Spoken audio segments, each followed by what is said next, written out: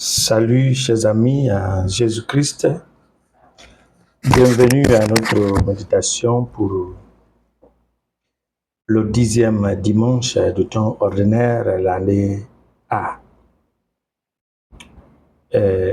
Aujourd'hui aussi, il y a des diocèses ou des pays qui célèbrent la solennité du Corpus Christi et la fête Dieu. Donc nous avons aussi présenter notre petite méditation autour de cette solennité que vous pouvez trouver aussi sur cette chaîne. Nous méditons pour ce 10e dimanche autour du thème « Ce que Dieu veut pour l'Église et de l'Église ». Et nous lisons la prophétie d'Osée chapitre 6, verset 3 à 6. Romains chapitre 4, verset 14 à 25. Et Matthieu chapitre 9, verset 9 à 13. En méditant sur ces lectures, en particulier l'Évangile, il y a une citation importante qui me venait à l'esprit par Paul David Tripp. Et la version que j'avais trouvée était une version anglaise, mais j'essayais de la traduire en français et il disait ceci: l'Église n'est pas une salle de classe théologique. Ce n'est pas une salle de classe de théologie.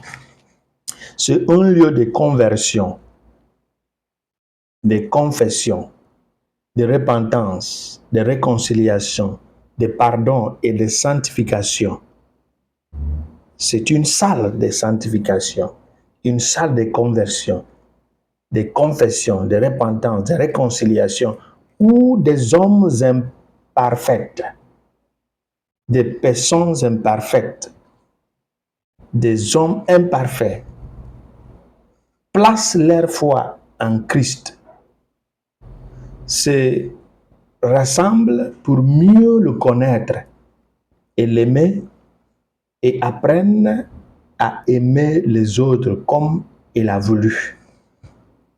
Où les hommes imparfaits, les femmes imparfaites, le peuple qui cherche se rassemblent pour faire quoi? Mieux connaître et aimer Jésus et apprennent à aimer les autres. Parce que c'est une salle de rencontre. Et non pas simplement une salle de théologie où on parle de Dieu. On donne des théories sur Dieu. Mais c'est un lieu de rencontre qui touche le cœur, sans oublier aussi la tête. Pour moi, cette méditation résume, c'est un résumé des 3 lectures d'aujourd'hui. Que veut Dieu pour son Église? Par les lectures que nous avons lues aujourd'hui, Dieu veut une véritable connaissance de Dieu pour son Église.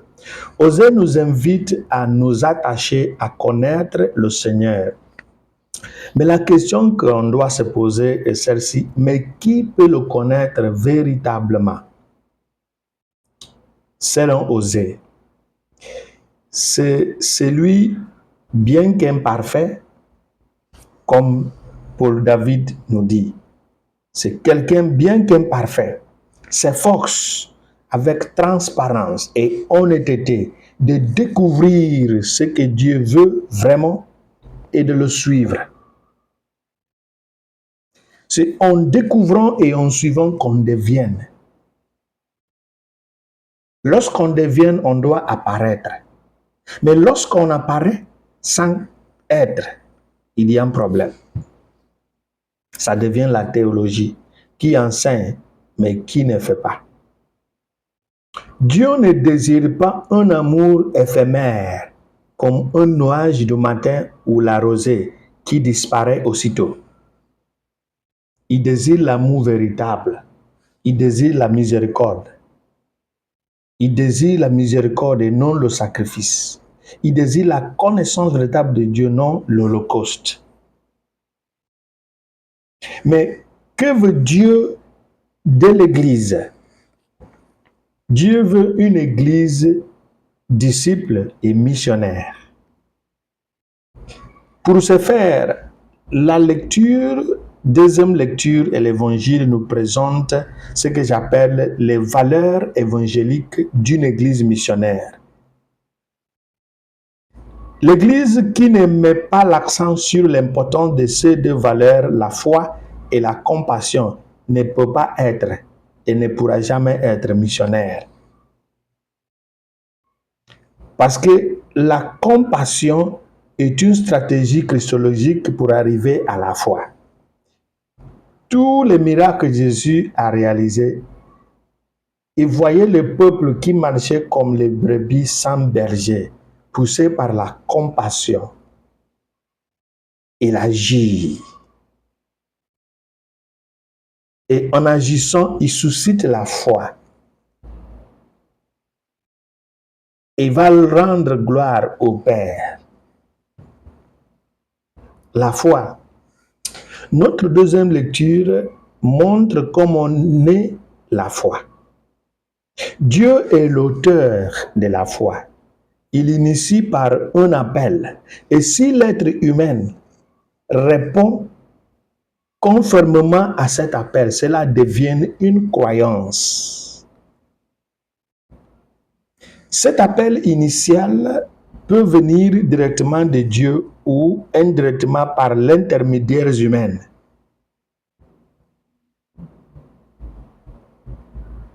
Ainsi, entendre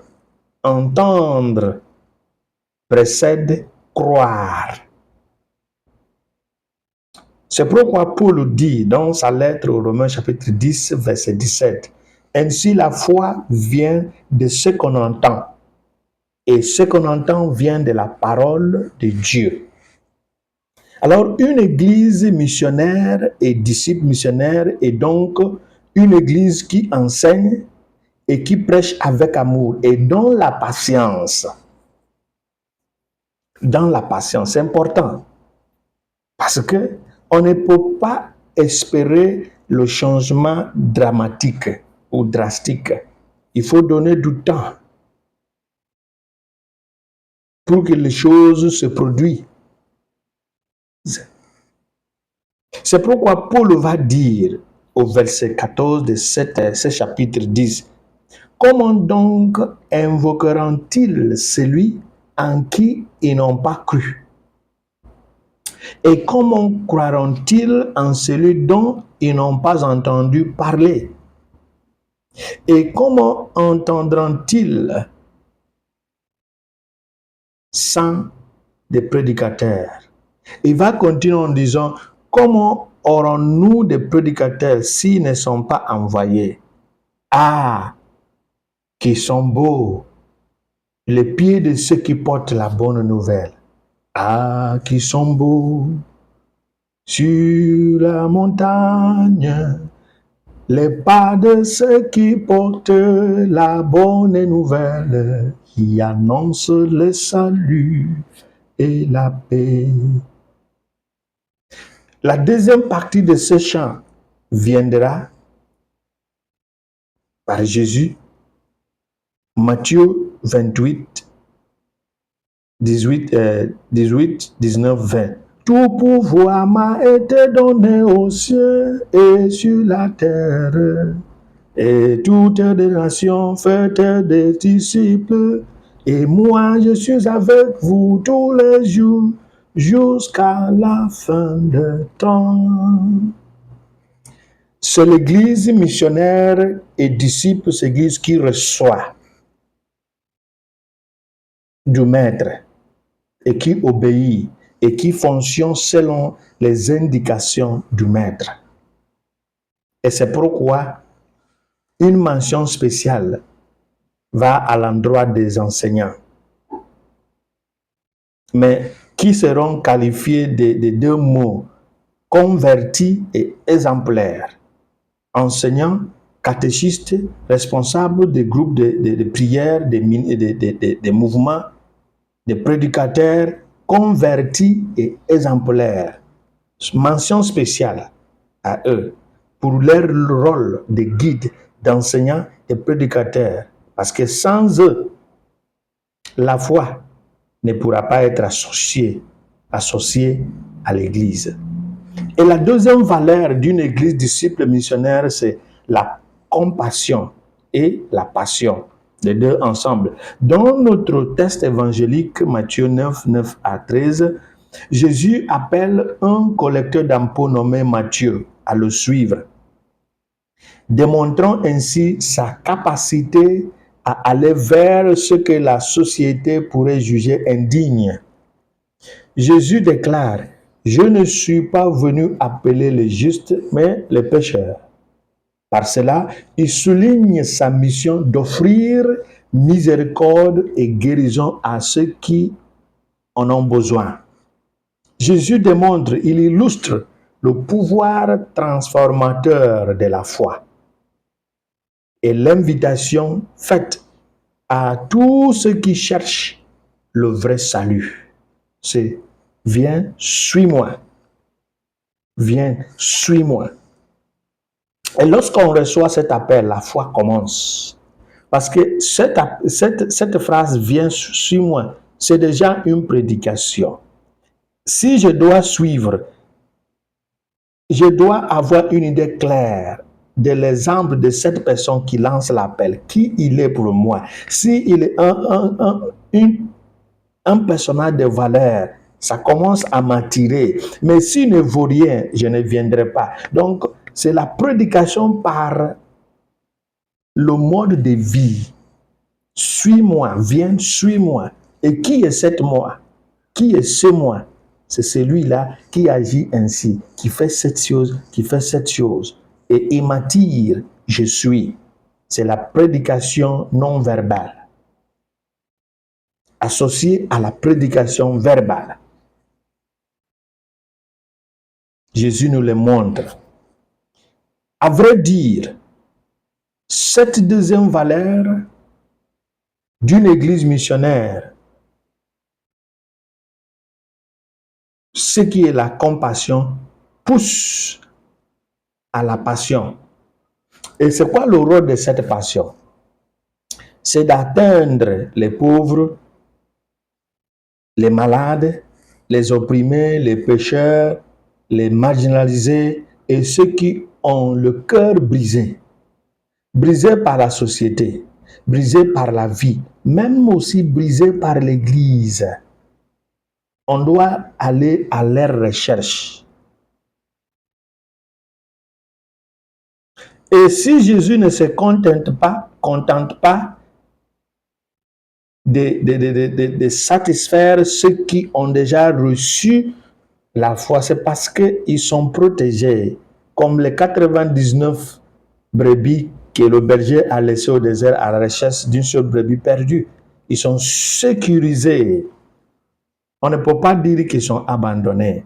Et lorsque les disciples, dans Acte 6, on dit, on ne peut pas sacrifier la parole, la gouvernance pour la distribution de nourriture. Choisissez parmi vous 7 hommes dignes de foi et remplis de l'esprit qui peuvent s'occuper de la nourriture alors que nous occupions de la parole.